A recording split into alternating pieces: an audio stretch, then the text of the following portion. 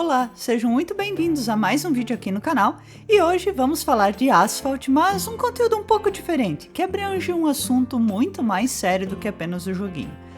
Muitos de vocês talvez já tenham visto este aviso no jogo. Notícia importante para jogadores brasileiros.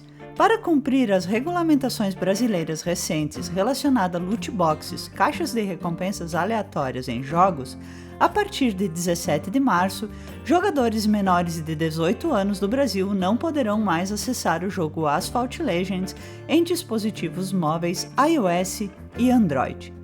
Mas você sabe do que se trata essa lei?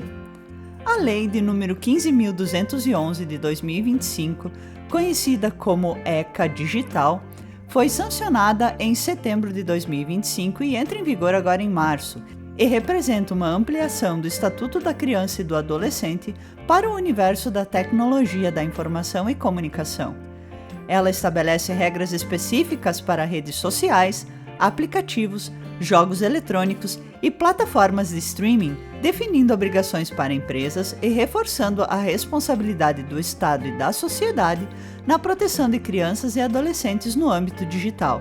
O objetivo central da nova legislação é assegurar que os direitos fundamentais à dignidade, privacidade, segurança e ao desenvolvimento saudável sejam representados também no mundo online. Uma das mudanças mais significativas é a exigência de mecanismos confiáveis na verificação de idade. As plataformas, sejam elas mídias sociais ou jogos, não poderão mais basear apenas na autodeclaração do usuário para permitir o acesso de menores. Contas de crianças e adolescentes de até 16 anos deverão ser vinculadas a um responsável legal com ferramentas de controle que permitam limitar o tempo de uso, restringir contatos e aprovar compras em aplicativos e jogos. Esta medida pretende reduzir a exposição precoce e coibir práticas que contribuem para a adultização digital. Também, segundo o artigo 9 do capítulo 3, os fornecedores de produtos e serviços de tecnologia da informação que disponibilizarem conteúdo, produto ou serviço cuja oferta ou acesso seja impróprio para menores de 18 anos, deverão adotar medidas eficazes para impedir o seu acesso por crianças e adolescentes.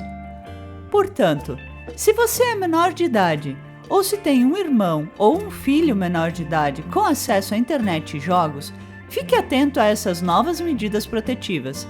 Ajude a combater o bullying virtual e também o assédio a crianças e adolescentes, respeitando as novas regras e denunciando aos órgãos responsáveis toda vez que um caso acontecer com você ou com uma pessoa próxima.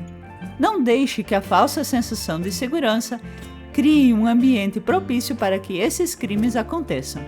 Vamos proteger as nossas crianças. Nos vemos na próxima. Bye bye.